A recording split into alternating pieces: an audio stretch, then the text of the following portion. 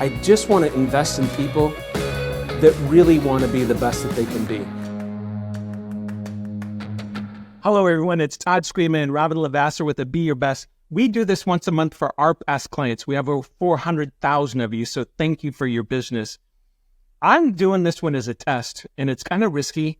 I'm doing AI for the common person because there's so much chatter about it. And I didn't understand some things. So what happened to me is I got involved in an AI project about 3 months ago because I want to be ahead of the curve, not behind the curve. And I found out a few things that I really didn't understand. Well, when people don't understand things, I was like a lot of people where I was like, AI's going to take over the planet and it's going to, robots are going to take us over and, catastrophizing all these ideas. I'm not saying, first and foremost, I am not saying that it's not dangerous. So don't hear that. I also believe that in a capitalistic economy, when companies can use a robot to make more money or reduce costs, they always will. So it's coming hot and heavy now. So I want to explain a few things, a few concepts, keep it super high level. Robyn's like, I don't know jack about AI. Like I said, great, I'll just bounce some things off you. So let me give you a couple examples. First of all, there's a couple companies that kind of own the computer chips for AI.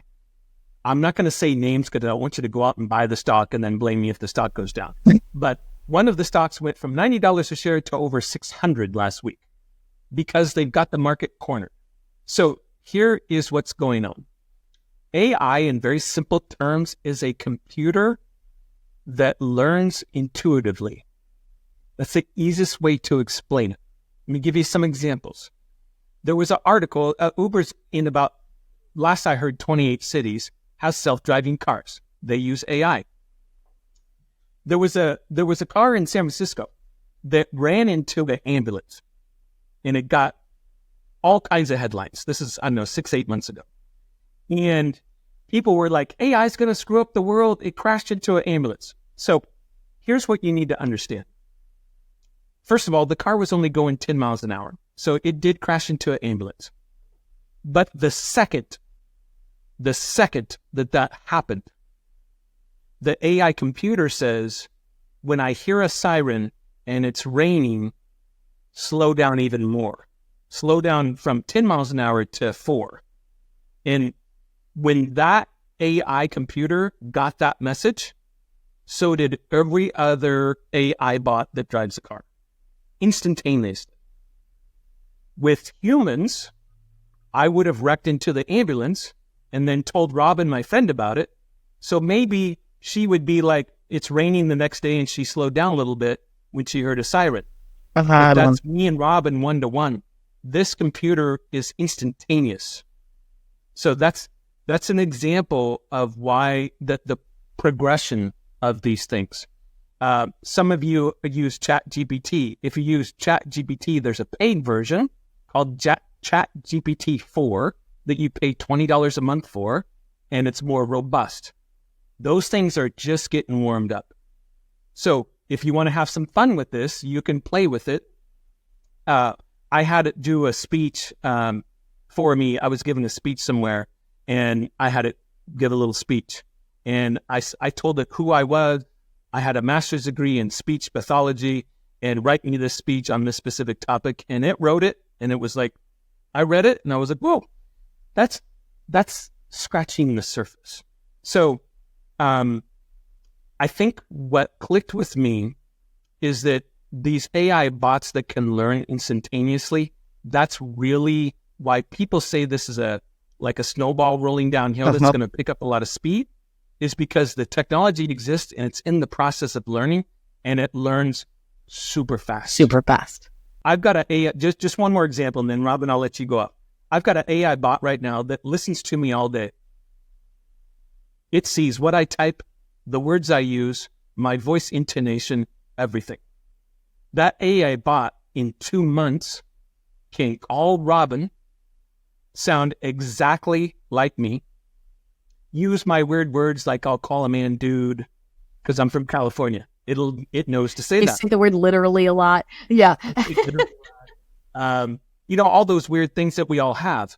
And in 2 months, it'll be able to call her, have a full conversation. I can't wait to do this, by the way, and get off the phone. And then I call her live and say, that was not me. Now, is that scary? It's a little scary. There's so many applications. It's hard to wrap your head around. But I think the basic is that every time the bot does something that is incorrect, it learns instantaneously, not just that one bot, but all of them. And so the speed to learning is massive, something we've never seen before. And I could go off on all kinds of applications, but I don't want to confuse people. I just think this is a fun discussion. So, Robyn, your thoughts on it, because I know you're like, hey, I don't know much about it, but okay. No one really does. So I'll just, let me just like announce for a minute. So I was born in 1978. So I'm 45, almost 46 years old. And I've never been a super techie person, right? It's like my cousin who's a year older than me is an engineer, and he's drones, and he's really loves anything techie and advanced. And I just never have, like, I get squeamish over a new iPhone, Todd, because I hate change that way, which is funny, but I love people. And so I've always kind of pushed back on technology and learning and those kind of things, and always for fear that all of a sudden it takes out the human experience, the sincerity, that, all of these things. And it started rough, right? They started with chats online, right? Like things can happen. The other day I was literally looking at a car because I have to drive 2 hours to get mine serviced, and it's a pain in the rear. And I thought, I'm just going to buy a used car that I can get serviced here in town, right? There's no dealership for the car that I drive. I'm not joking, on a Saturday night, I was, bored in bed, turned off the TV, and literally looked on my phone and was just kind of tinkering. It must have been between 10 and 11 p.m. And something popped up that was like, how can I help you? And what can I do? What do you need? And I see you're looking at this. And I was like, I'm not joking. So I know that AI exists. I think where just in all transparency, and probably a lot of the people that would be listening to this, if you're still listening, is, I see people edit their photos online or create a professional headshot without having to pay for pictures. If anybody's on Facebook or anything, I know you're not really on there scrolling, but tons of people, you can send in a picture yourself and they'll turn it into a professional headshot. They'll change your eye color, your hair color, your clothing, your background this fast for $40, right? Like, and you'll have an array of beautiful business professional photography that normally you would take a photographer, change of clothes, getting ready, and so I understand that. What I don't, I guess knowing, you don't always have to know how, but you talk about, like, I got a bot. What does that mean? Is it a computer? Is it a machine? Is it what's sitting next to you, listening and watching how you type? Like, what is that? It's a bot that is part of my iPhone that watches me and hears me all day. So it's just like an app, essentially, that you turn on access to everything that you're doing, and it literally is tracking you so that it can learn all of your behaviors and then help replicate for you to save time. And so it's when I think about leverage, and so this is where I think this comes in, and eventually we'll just go there, right? Did you ever watch the Jetsons when we were young? Yep. Right? Meet George Jetson. Like, you think like, hey, I know that whole song, by the way, but I'll spare you all of it. But you'd always think like, no way. We're probably in a way at some point, right? We're getting there. I think of leverage as in, like, I'm a full-time working mom. I recognized, and you said to me, and please don't take this in a money way or in a pretentious way. You once had coached me and said, hey, what do you enjoy doing? What do you not enjoy doing, right? Give me a list of all the tasks you have to do. I'll never forget this. I don't know if you remember this as a coach. You probably coached thousands of people to do it. But write down a list of everything, and then what could you delegate? And it turned out that I could delegate almost everything. Now, delegation might come with a cost, right? Like, if I didn't want to do yard work, I'm going to probably pay somebody to come do the yard work. is that worth it, right? Is that time worth it? AI, it feels like, is something that people could really leverage and delegate things that are going to cost them time, money, different things that then they can say, hey, I can replicate a task. Now, do my kids and my husband and me and guests that come over, do they wonder, is Robyn the one that cleans that toilet? Is she the reason that grass is green and it's mowed up, right? Like, was that John? They don't care, right? Like, but it was delegated, leveraged, and we still got a Saturday where we actually got to spend time with our kids instead of all day doing chores on top of a 5+ day work week, right? It feels like AI is the computer version of leverage tasks, some fun things, right? There's some really fun things with AI that you can do. Gifting, just all sorts of things that I think I think I need to get more curious about it, is what I would say about myself. Yeah, I know just enough, I know this is, if you're listening to this, you're like, man, this is kind of crazy. I'm just trying to give people insight into what's going on. So I'll tell you 2 things to think about. And by the way, when I say these things, don't go to the fear version. That's up to the government. The government's already talking about all kinds of regulations and stuff.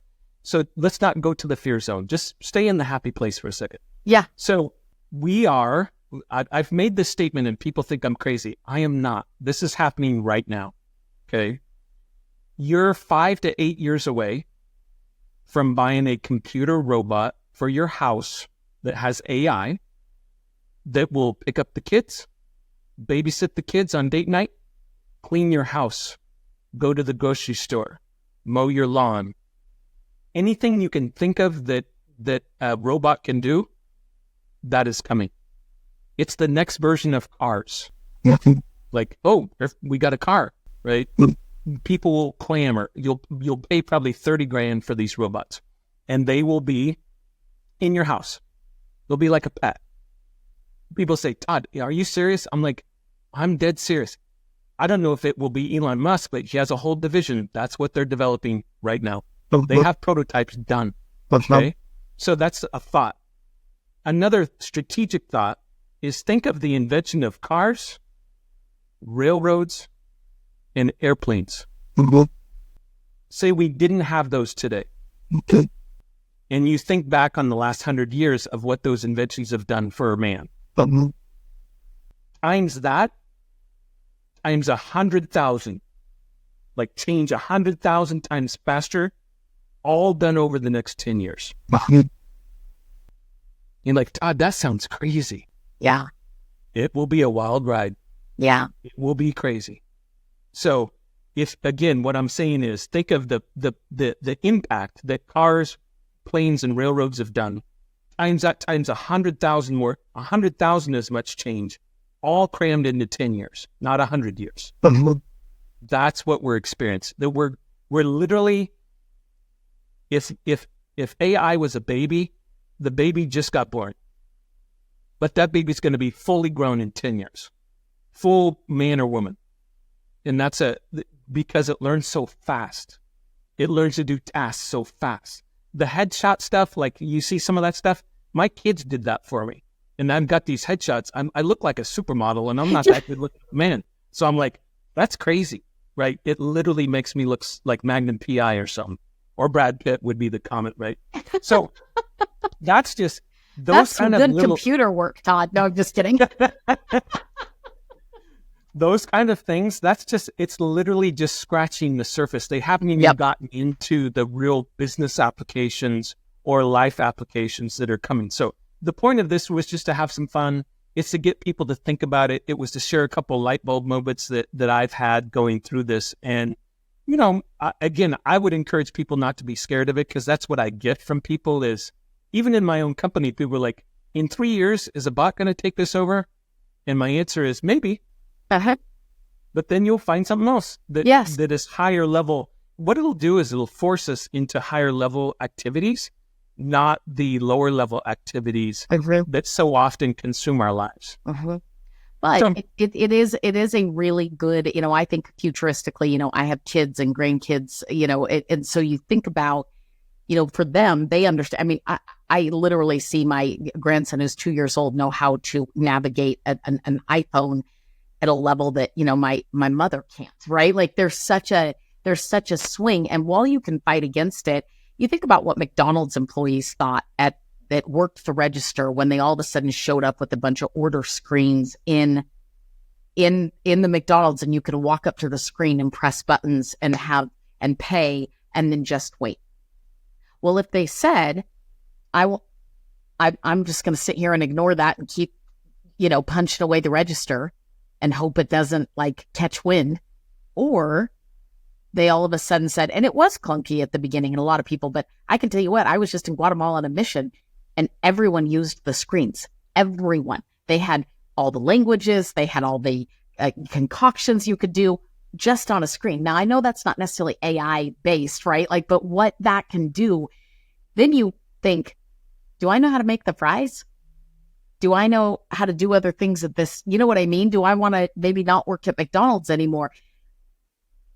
I guess my point to all of it is that change is inevitable. And if we fight against it, and I'm guilty of this, sometimes we fight against it like, that really won't happen, right? It won't really grow, right? We won't be in a day and age where this is needed, or, where, I don't know, maybe there's so many things we can give an example of. Instead, like you said, have some fun with it, right? Like understand it, have some fun with it, and then recognize that, gosh, how could I become valuable with this tool? How could I understand it and maybe leverage it for myself, right? To bring myself time, joy, money, add value to myself with something that is clearly meant to make a difference in the world. Yeah, if you want an additional resource, certainly I'm not the foremost expert. There is an expert that I listen to, and Ed Mylett, Mylett, interviewed twice one of the foremost experts on AI. I forgot the gentleman's name, but if you go on Apple Podcasts or Spotify and you put in Ed Mylett AI, you'll probably get it. The guy does he worked for Google until recently on AI, and he is one of the foremost experts. He's written a couple books. I tried to read the books. They're really hard. I would rather just listen to him. And he can probably delve deeper, right? Much more than I can, but it's a resource that you can add. The last thing, I got to give a plug for Summit. Summit recently started securitizing second mortgage loans. We call them life force loans for individuals, and we sell them to life insurance companies. So they're very inexpensive. For those that consumer debt's at a second all-time high. So if you have a bunch of consumer debt, you want to save a bunch of money each month, the idea would be to do a second, because you don't want to give up your 3% first. Uh-huh. And then when rates really come down, you refinance it all at once. So we have those loans. They're competitive with banks. It's a great product, and they're fairly cheap. So if you're interested in that, get with us. Maybe text or call or email your Summit Funding loan officer, and they're all trained on it. They'll be able to give you some great information. So it's a new product we have out that's going gangbusters. It just came out a month ago. So very exciting stuff.